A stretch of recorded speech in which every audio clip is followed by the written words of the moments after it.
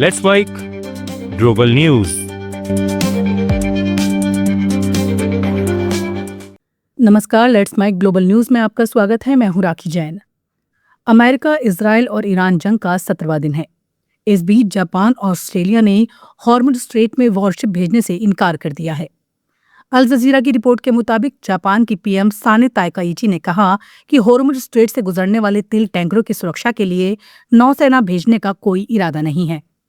Japan अपनी crude oil का लगभग 90% और एलएनजी का 11% इस रूट से ले जाता है। ऑस्ट्रेलिया ने भी साफ कर दिया है कि वो हॉर्मुज़ में अपने युद्धपोत नहीं भेजेगा। ऑस्ट्रेलिया खुद एलएनजी एक्सपोर्ट करता है, लेकिन रिफाइंड फ्यूल के लिए आयात पर निर्भर है। ऑस्ट्रेलिया के क्रूड ऑयल का 40 से 60% इस रूट से गुजरता है।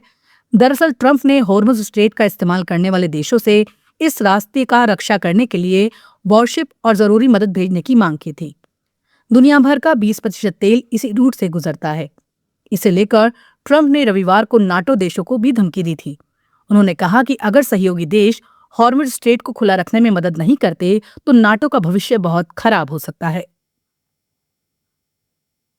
ईरान के इस्लामिक रेवोल्यूशनरी गार्ड कॉर्प्स ने कहा कि इजराइल के सैन्य और डिफेंस फैसिलिटी को निशाना बनाया गया है।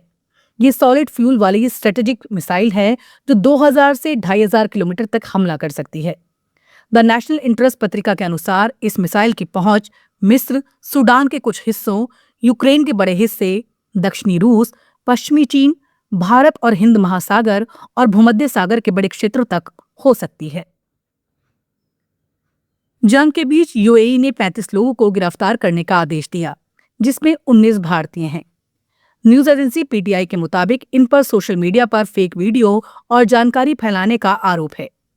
यूएई के अटॉर्नी जनरल डॉक्टर हमद सैफ अल शम्स ने बताया, ये कदम डिजिटल प्लेटफॉर्म की निगरानी के बाद उठाया गया है ताकि झूठी जानकारी फैलाकर अशांति या डर फैलाने से रोका जा सके।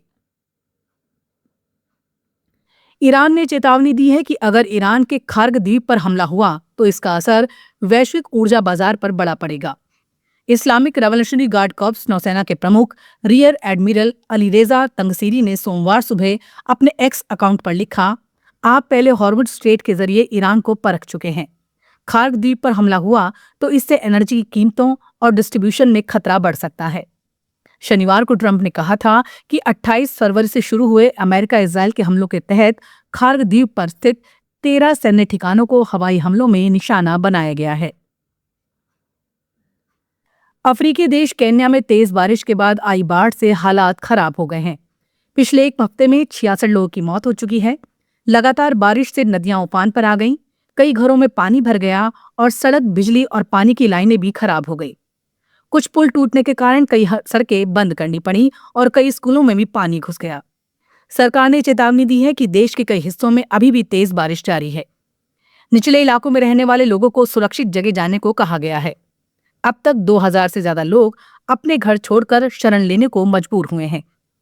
पुलिस और राहत टीमें लगातार सर्च और रेस्क्यू ऑपरेशन चला रही हैं। राष्ट्रपति विलियम रूटो ने कहा है कि प्रभावित लोगों तक खाना और मेडिकल मदद पहुंचाई जा रही है। पाकिस्तान ने अफगानिस्तान के कंधार प्रांत में रविवार रात भर एयर स्ट्राइक कर आतंकी ठिकानों को निशाना बनाया। पाकिस्तान ने कार्रवाई ऑपरेशन गजब लिल हक के तहत की। इसके जवाब में अफगानिस्तान की तालिबान सरकार ने पाकिस्तान के सैन्य कैंप पर हमला किया है।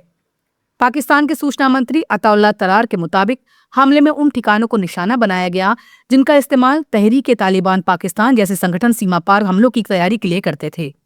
वहीं अफगानिस्तान की तालिबान सरकार ने इन दावों को खारिज किया है। प्रवक्ता जबीहुल्लाह मुजाहिद ने कहा, हमलों में किसी आतंकी ठिकाने को नहीं बल्कि कंधार के नशा मुक्ति केंद्र और खाली कंटेनरों को नुकसान हुआ है। चीन के वैज्ञानिकों ने दुनिया की सबसे सटीक ऑप्टिकल घड़ियों में से एक विकसित की है। ये घड़ी इतनी सटीक है कि करीब 30 अरब साल में भी इसमें सिर्फ 1 सेकंड की गलती होगी। वैज्ञानिकों का मानना है ये तकनीक भविष्य में समय की सबसे छोटी इकाई सेकंड की नई परिभाषा तय करने में मदद कर सकती है। ये घड़ी परमाणुओं में इलेक्ट्रॉन के ऊर्जा स्तर बदलने पर निकलने वाली रोशनी की आवृत्ति को मापकर समय तय करती है। ऑप्टिकल घड़ियां अभी दुनिया की सबसे सटीक समय मापने वाली तकनीक मानी जाती है। इतनी सटीक घड़ी से सैटेलाइट, नेविगेशन, टेलीकॉम और वैज्ञानिक माप में बड़ी मदद मिल सकती है। ग्लोबल न्यूज में फिलहाल इतना ही। देखते रहिए, सुनते रहिए लेट्स माइक नमस्कार।